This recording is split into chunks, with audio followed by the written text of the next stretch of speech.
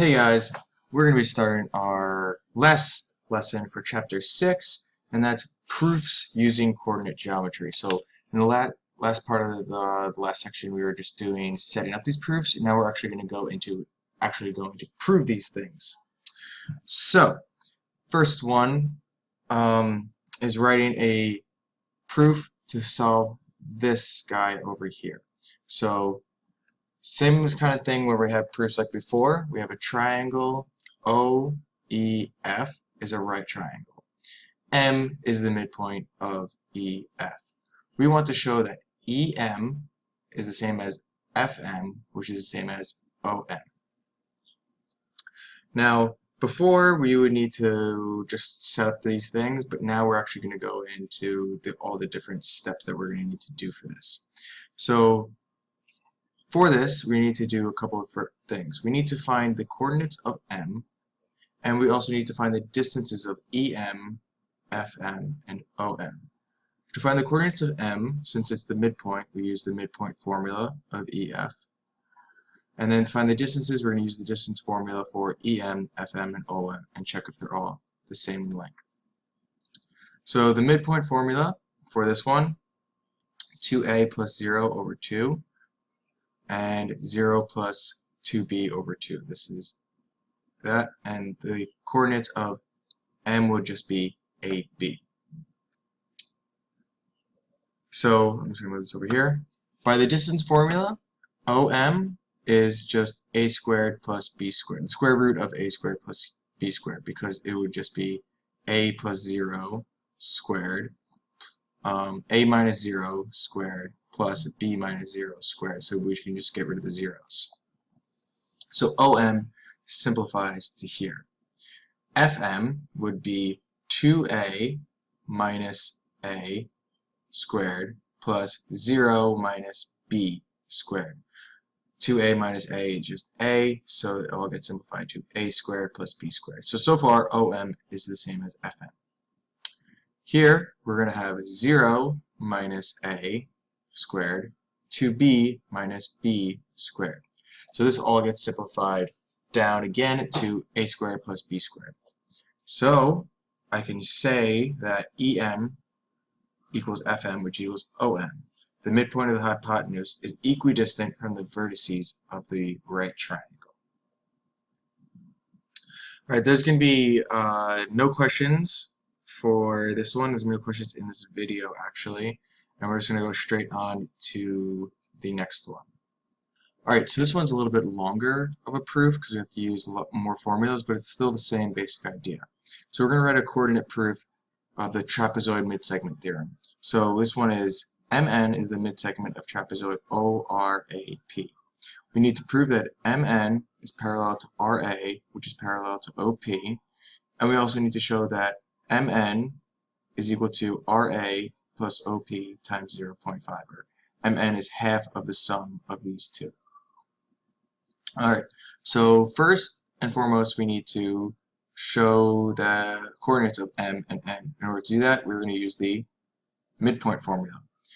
After we find the midpoints of them, we're also going to find the slope of this line, slope of that line, slope of that line, so we're going to use the slope formula. Then we need to find the distance, so we're going to use the distance formula to find the distance of all three of these lines. So let's go through and do the midpoint. Midpoint of this would be 2b plus 0 over 2 and 2c plus 0 over 2, which is just bc. This one would be 2d plus 2a over 2 and 2c plus 0 over 2. So this goes to a plus d over c. Remember, from what we had to explain before, this little gap here, we have to add it on back over here.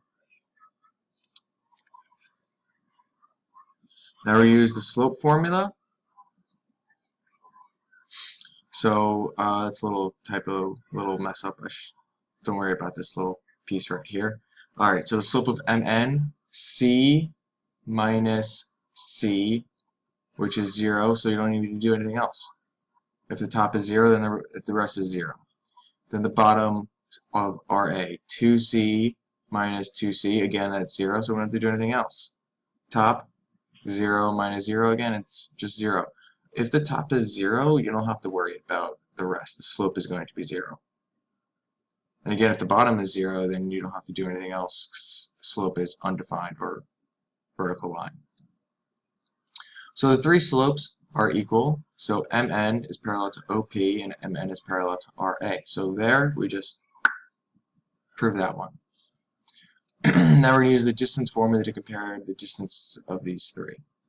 So here we have MN, which is A plus D minus B, and C minus C. A plus D minus B squared plus C minus C squared. So this all gets reduced to 0, just reduced to A plus D minus B, because the square root and the squares cancel each other out. This 2A minus 0 plus 0 minus 0, this is for OP here. This gets reduced to 2A. And then we have 2D minus 2B plus 2C minus 2C. This goes to 0, so we're just left with 2D minus 2B. So RA, 2B minus 2D squared, 2C plus 2C minus 2C squared. MN, A plus D minus B squared plus C minus C squared goes to 0. 2A minus 0 squared plus 0 minus 0, that's 0. So this is what our lengths are. Then we have to put these lengths up into this formula here. Oh no.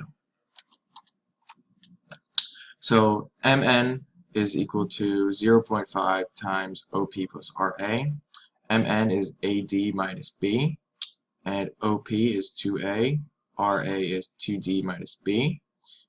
A plus D minus B is the same thing as A plus D minus B, because this all gets divided by 2, yes, or multiplied by 1/2.